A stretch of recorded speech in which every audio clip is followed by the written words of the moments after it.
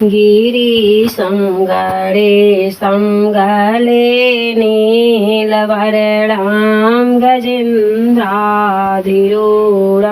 घोरातीतरूपं भावं भास्वरं भस्मनाभूषिताङ्गम् भवानी कलत्रं भजे पञ्चवक्त्रं भवानी कलत्रं भजे पंचवक्त्रम।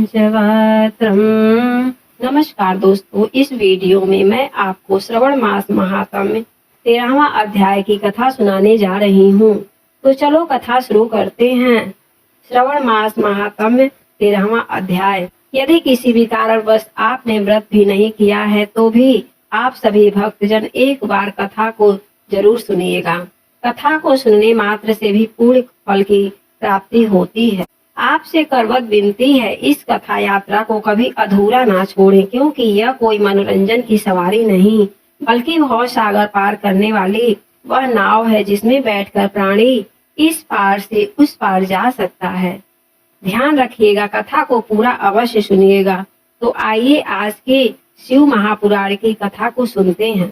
भगवान शंकर सनत कुमार से बोले, अब तुम्हें श्रवण शुक्ल चतुर्थी को किए जाने वाले व्रत दुर्गा गणपति व्रत के बारे में बताता हूँ। त्रैलोक्य में प्रसिद्ध इस व्रत को भवानी पार्वती ने श्रद्धा पूर्वक किया था।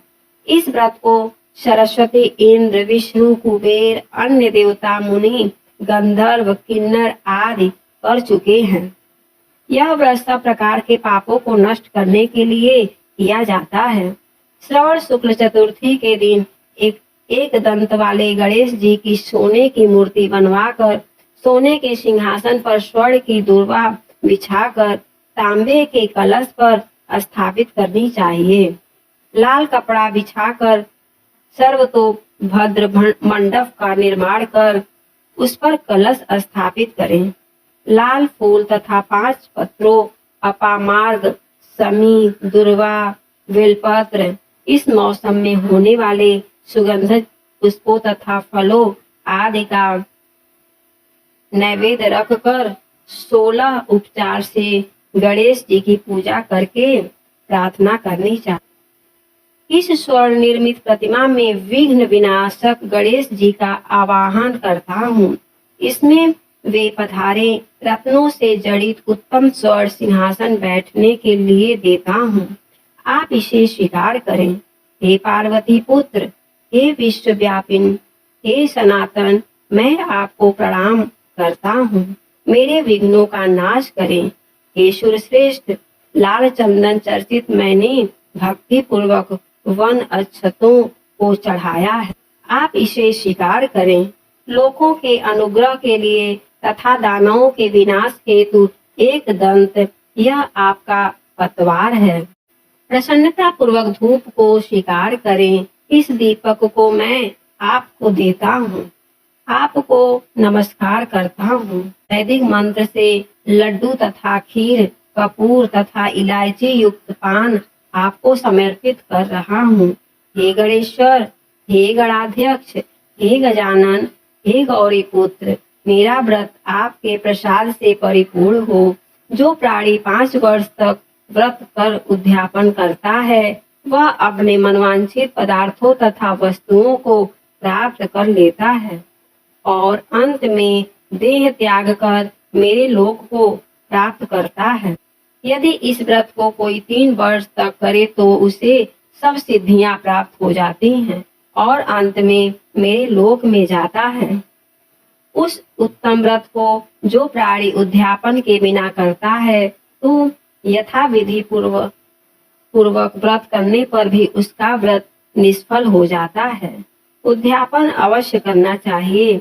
उद्यापन के दिन तिलों को जल में मिलाकर स्नान करना चाहिए।